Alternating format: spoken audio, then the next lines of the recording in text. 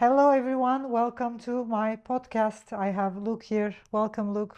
Thank you very much for having me. It's really nice to be back, I guess. Yeah. It's nice to be in London. Yeah. Again, thanks for being here. It's a pleasure. And this time, I would like to start by asking you about what's going on and your own spiritual journey, because I think I'm sincerely interested in hearing more about your spiritual journey and where you are in your spiritual journey. And then from there, maybe we can continue.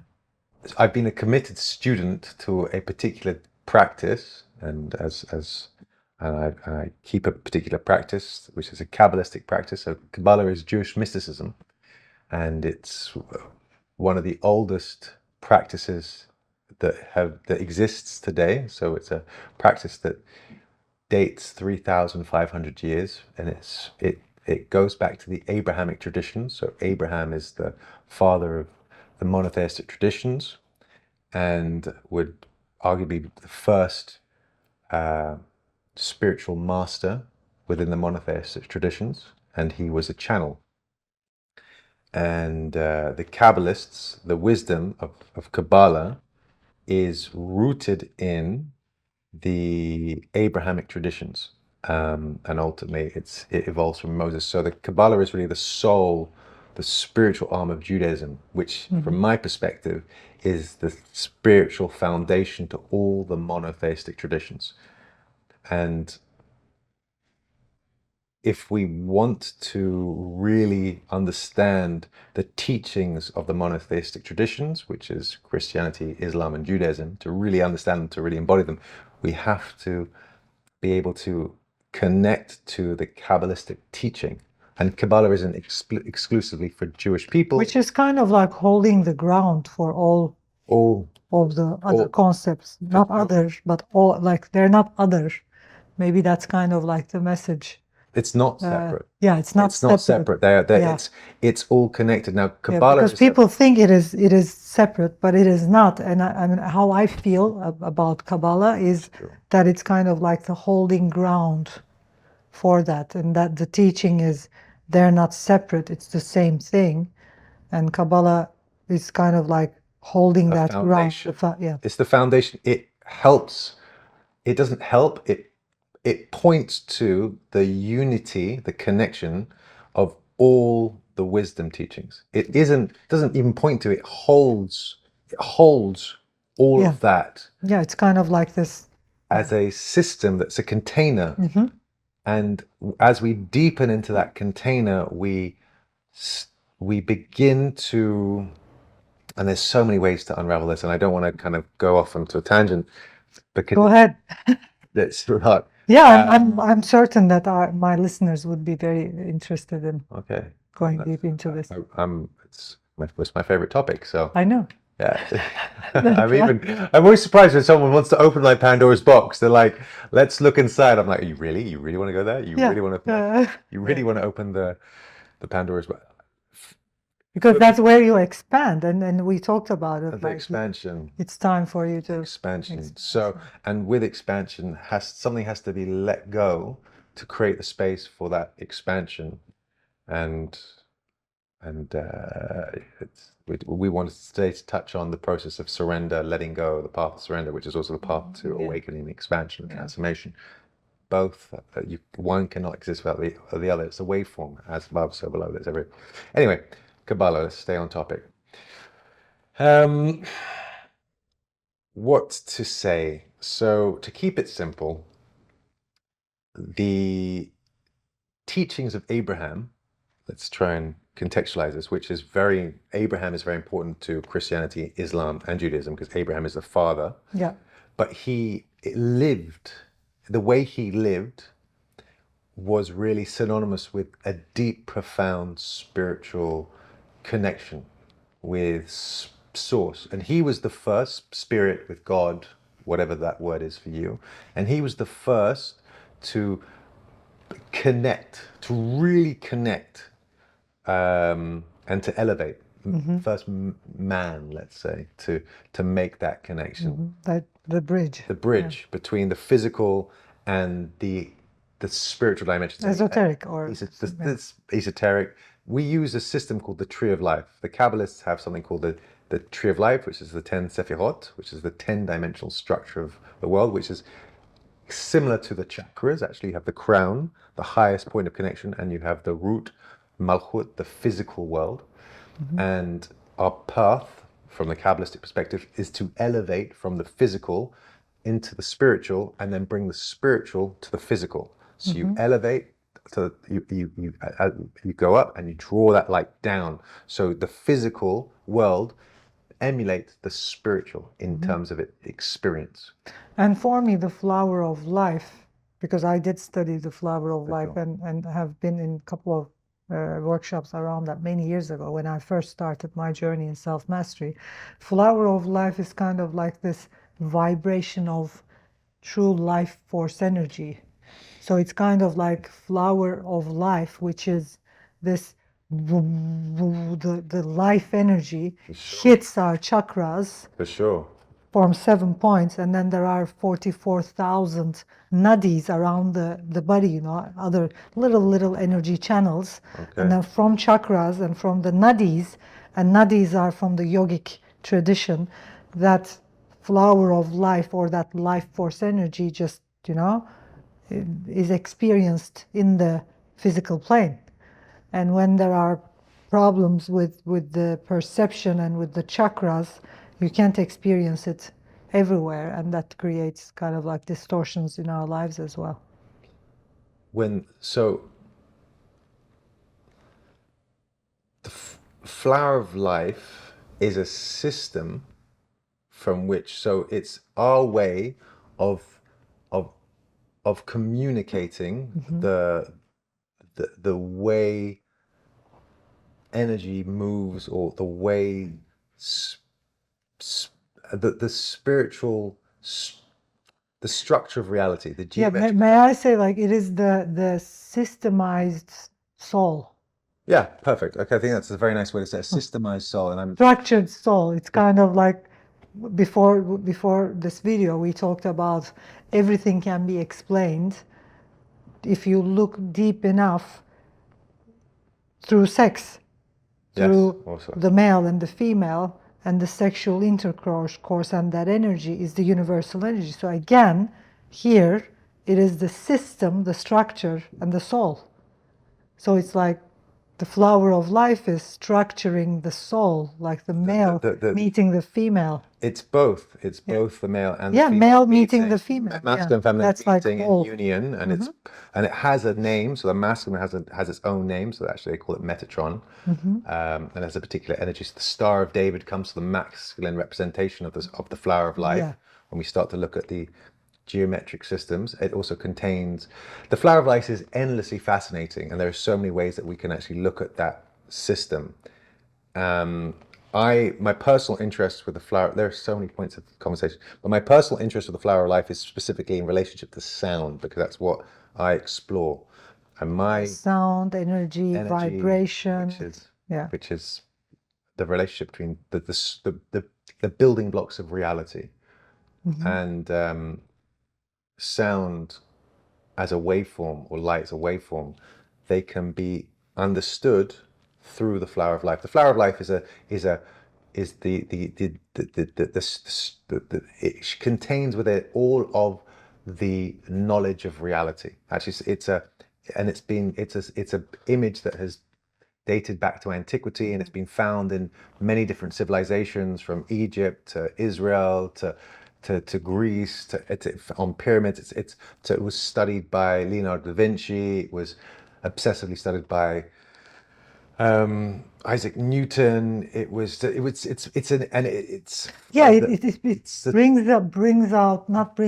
but it's kind of like the ground also of maths and physics and geometry. It's the intersection of all of it. All of it. It's from maths, physics, geometry,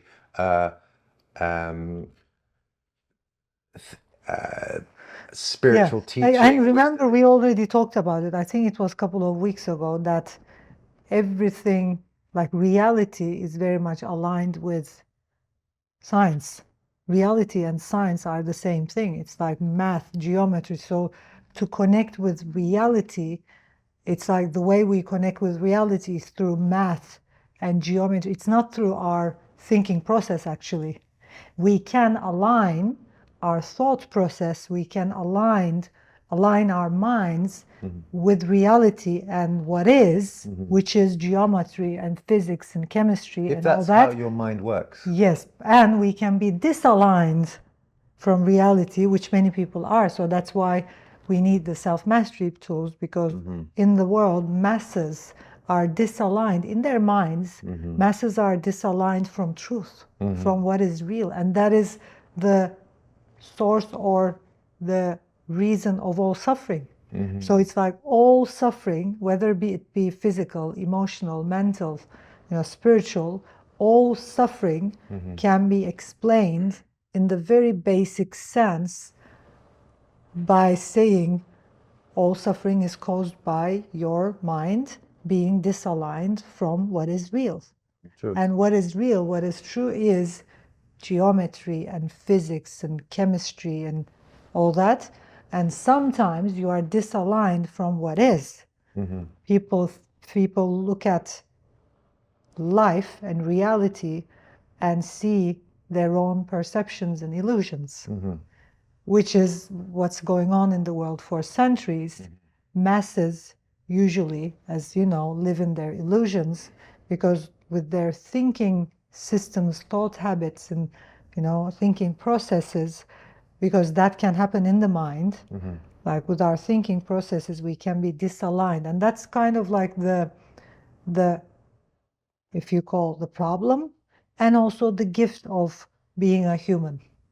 It's like it's the reason behind all emotions, because emoting, it's like from the flower of life, because I've started my self-mastery journey with meditation and breath work, and because I had the chance to connect with what we can't name but is there, which is heart of life, reality of life, this energy, quantum physics, and like this life energy, vibration. Vibrating life force. Yeah, life force.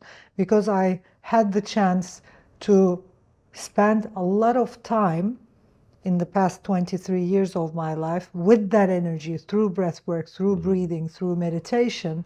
It's kind of like that energy is, I'm not certain, it's like I don't think, but I am certain, because I also use that in advanced trainings, that energy is kind of like the combination of all emotions. So when you think of all chakras, all colors, all sounds, and when you combine it all, it is God or the divine.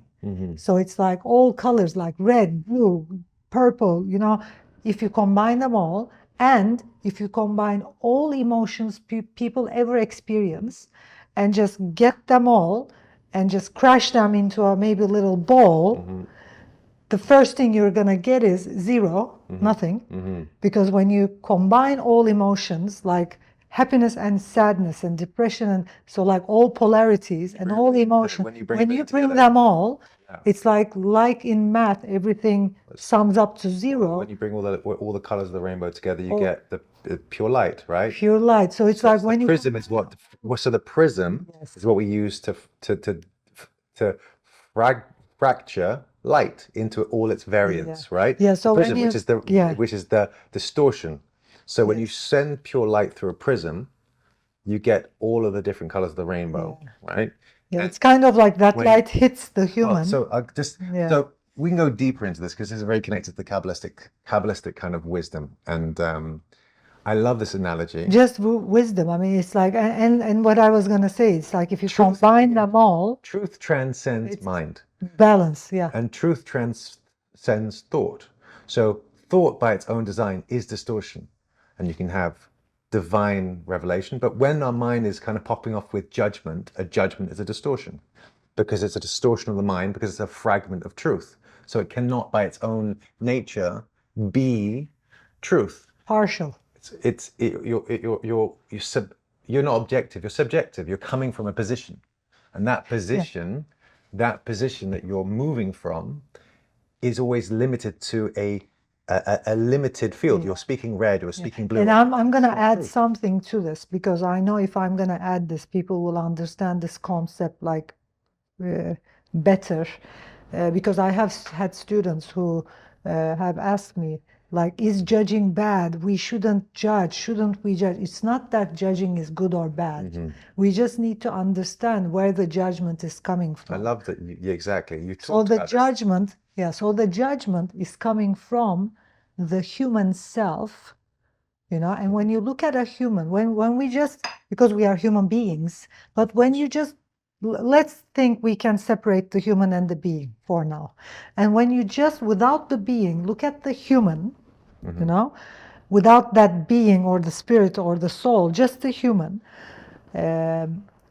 human gets born and dies. So a human is mortal, the mortal self, and a human is the ego, pure ego, and the human is on earth experiencing life on earth for maximum of 100 years, let's say, great. yeah, I mean, that's a nice, 90 years, let's say, 80 years. That's a nice, that's a stretch. That's a nice inning, man. If you can get 100 years in, yeah, let's go 100. Let's go 100. But when you look at the 100, like, and when you just 120, let's okay, just say. 120. When you go a little backwards, like, just look at when you go a little backwards and just, for example, look at Earth, and this human on Earth, just kind of like this dot. And the Earth itself is millions and millions of years old. And when you think on that Earth, that little human, like a dot, even not a dot, it's like dust, a particle, inside on a millions years of organism, just experiencing, 100 years of it?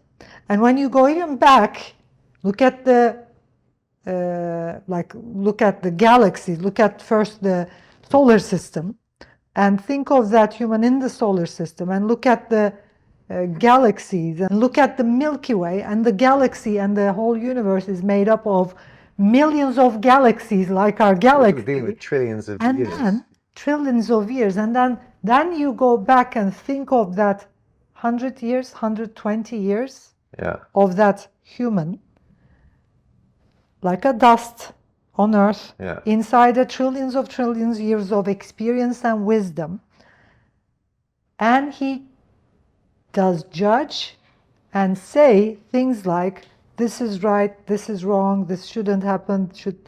It's not that judgment is good or bad, it's just stupid. It's distorted. Distorted and stupid as well, because it's nonsense. It's like you don't get it, you don't understand it, you have no idea what the fucking universe is all about. So that's the human. For sure.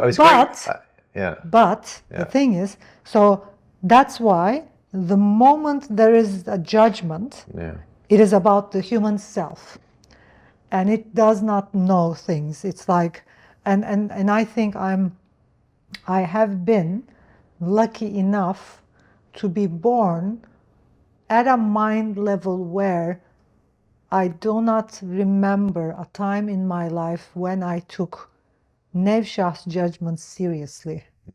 I think that's kind of like the way I can explain my spiritual connection would be that it's like I have been so deeply connected with the source and spirit, that being, human being, like my being side was so powerful and strong that I just could not, even if I wanted to, I couldn't take Nevsah's or Luke's or humans' judgment seriously.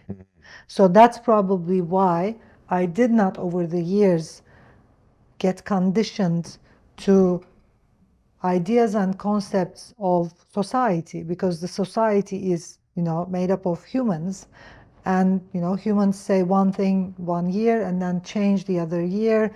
Some things have been true and good for hundreds of years, and then the opposite is true and good. It's like, like how a human That's thinks. still quite consistent. And so what you can change it, like in the moment. Yeah, it's like when you look at humans, what we call wrong and right and this and that just keeps on changing. So it's like it's something not to be taken seriously. And that's kind of like, if you get it, it's not that like judgment isn't good or bad. The problem is believing in the judgment. So it's like the belief system of humans, the conditioning, that's not good or bad. It's like it works. It's like social conditioning has its place, and judgments has its place. It's like, and the human will keep on judging because it's a survival instinct. It's like instinctively humans judge because you need the judgment so that you can like walk on the street and not fall down, so that you can go up the stairs. It's like the reason we can go up the stairs is because we judge. It's like, you know, there's a stair, or the reason why you don't fall is because you judge. It's like the judgment actually works on the human side because the human is here to survive. It is mortal. I call human it, you know, because it's an it actually. It's like the animal kingdom if you separate the human and the being. And the human needs that judgment to survive. It's like if you lose your ability to judge, you can't survive, and you have to be in a mental hospital. So it's like people who lose their ability to judge, if they go on that side, the being side, too much, become lunatics. And that's why, like, I have a close friend who had been in his teenage years using heavy drugs, and then he went on a path like breath work and meditation and all that. But like because of whatever happened, because of those extra too much getting every kind of drug, whatever happened to his brain, like he couldn't turn it around, and he was so much on the other side, the being, like he so much lost his connection with his human side and the judgment side, because when you lose your connection with your humanity, you lose your connection with the ability to judge. And when you lose your connection to ability to judge, and that's what's going on right now, because people keep on saying to each other, judgment is bad, we should accept everything. That's like the way you make people drug addicts, and you know, it's like judgment is not good or bad. It is useful. It is necessary for humans to survive. The problem is taking your judgments too seriously. The attachment. The attachment, or just taking it too seriously. So, but when we lose our ability to judge, belief in exactly as reality. But if we see our judgments as a universal, as a truth, that's the problem. Truth becomes fixed as like and it's our if truth. you could like see your universe. Ideally, having that awareness of self and our judgments, which I think you say beautifully, is our ability to distinguish and survive and make choices that allow us to say no to something that's harmful, to be able to see something that we don't want, to relate to our humanity, our humanness, and equally we have a chance to transform. We can discern whether we want to believe that judgment, be like, I won't, or overcome it, because that judgment's rooted in something. I'm going to add something. I'm going to add something here. So I think right now, because of the disconnection from reality, masses got the whole picture wrong around judgment. Like I said, it's not good or bad. The idea of not judging is not possible. It's like you're gonna stop the judgment when you die. So the more you try to stop the judgment, the more you kill yourself. It's like people right now are at war with their humanity, trying to overcome their judgments. You don't need to overcome your judgments. You need to just understand that they are your judgments. That's it. It's like, that's why I'm explaining, like when you look at that human like a little dust and then the whole universe, it's obvious that she or he doesn't know anything, you know, but he or she only knows about what's real in her reality. And that's perfect, because it's like, for example, Nevsah says, I like this, I don't like this. that's great. It's like if she's clear about her judgment, if she's clear about what she likes and what she doesn't like, she structures her life accordingly so that she just has people she likes in her life. So what's happening right now around the world is people are, let's not judge, let's not judge. And then they come to my sessions and trainings and they're like, I have this individual in my life I don't enjoy and this I don't like and that's happening. And I'm like, if you're not clear about who you like and who you don't like, and if you don't position yourself, it's like, of course you're going to have people in your life whom you don't like. Because, and people are, it's like the reason why right now in the 21st century, people experience stuff in their lives they don't want to experience is because they're not clear. When you are clear, like clarity, judgmental clarity is very powerful. You know, it's like when it's, for example, and I give this example in my trainings as well, if I'm clear about who I like and who I don't like, and don't take this judgment seriously. It's like, for example, I like you, I don't like him. I like him as well, but because he's in my space. But let's give an example. Okay. I like you, and let's say I like you, I like him as well, but I don't like the guy on the streets, okay? When I'm clear on what I like and what I don't like, and when I own my judgment, and I also know that, for example, I don't like the guy I meet on the street, and I don't buy that judgment and I don't take it seriously, to know that someone else loves him. Like the guy on the street, I just don't enjoy his presence, I don't like him, but I'm not in the illusion of thinking just because I don't like him, he's unlikable. Because people are making the mistake of believing in their judgments and thinking it is the universal truth. Like I see it in many people. It's like they say he's a bad guy and they're like, they think everybody thinks they're a bad guy. No, it's like, I think I don't like him, but there is someone who loves him. For sure. You know, it's like when you start thinking the like something might be right for me and wrong for me, and what I call right might be your wrong.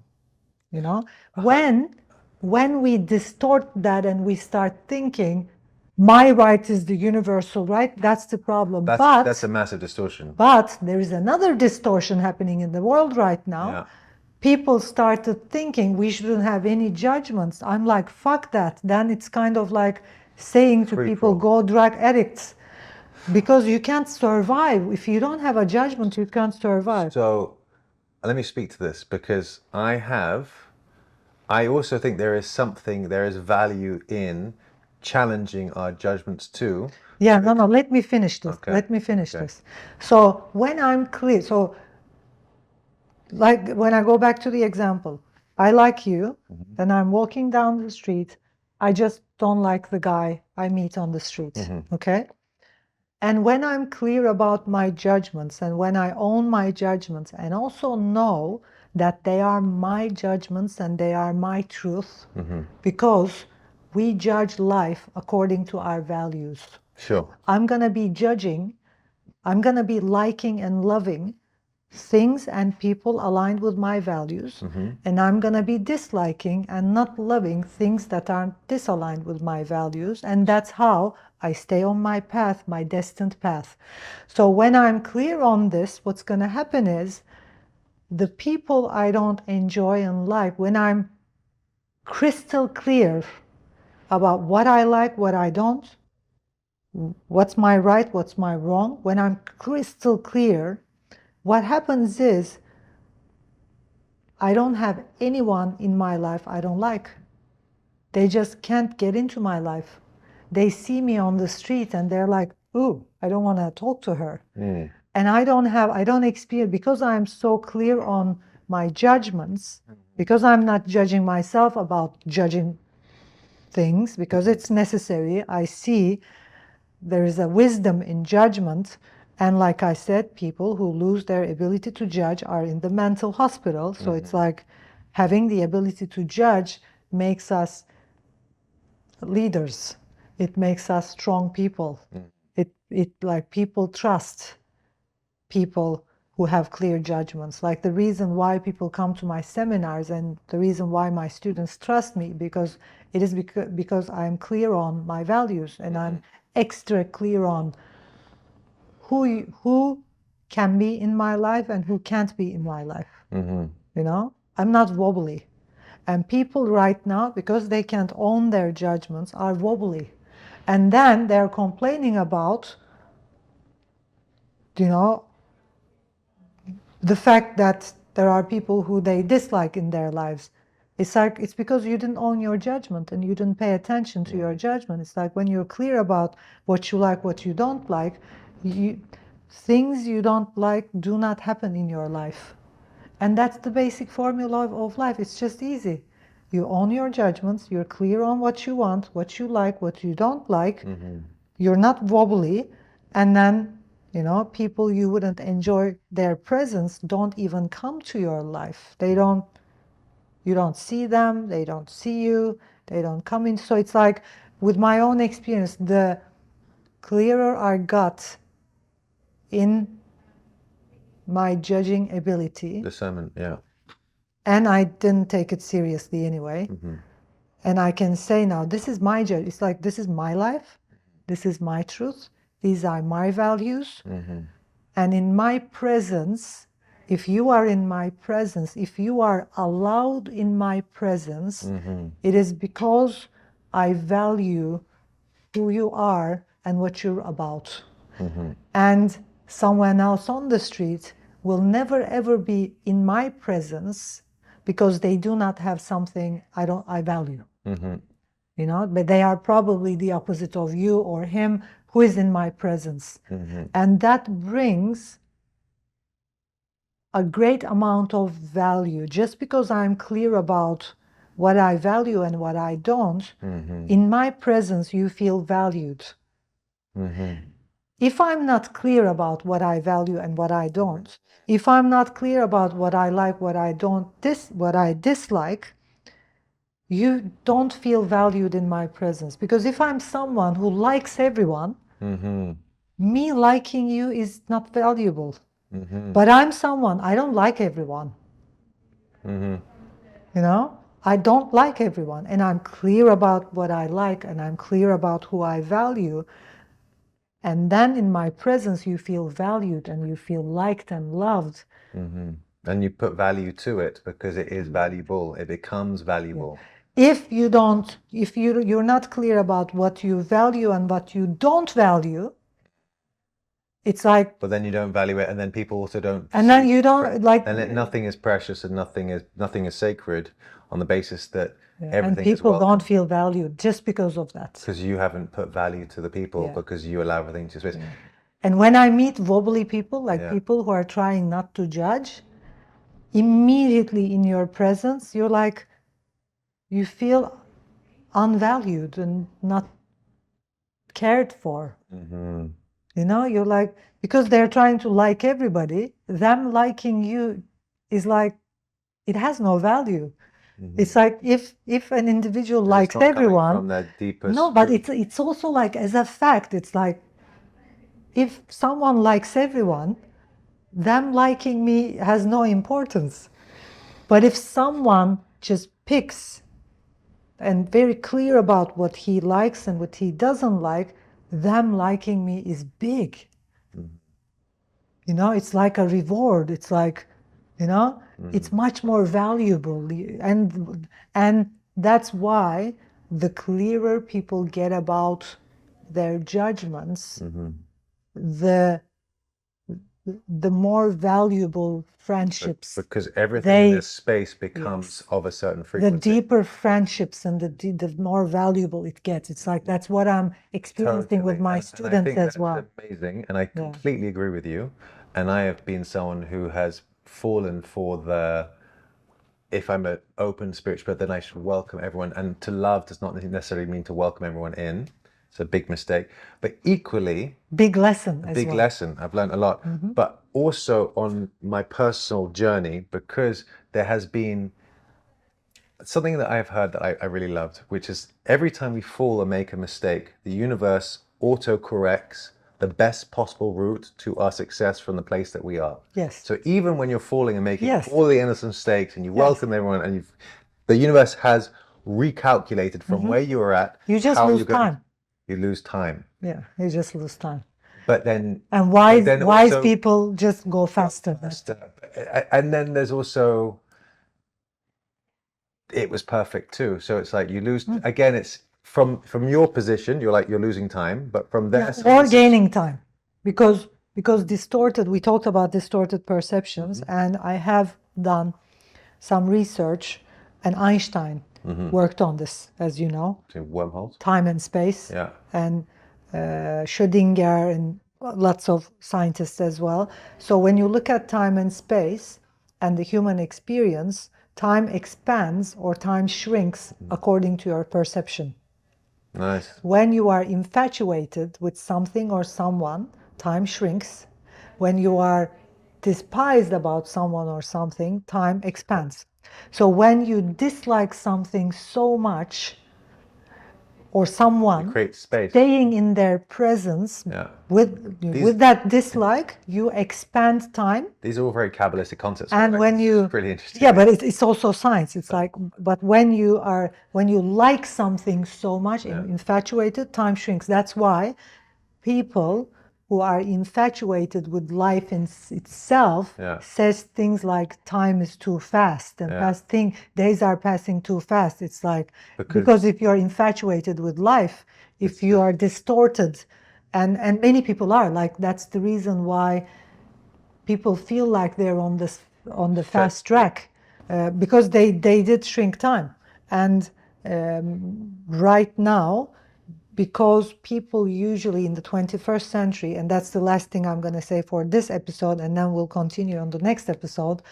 In the 21st century, people are in a distorted perception about life and death as well. Death is being perceived as something negative, and life is being perceived as something positive.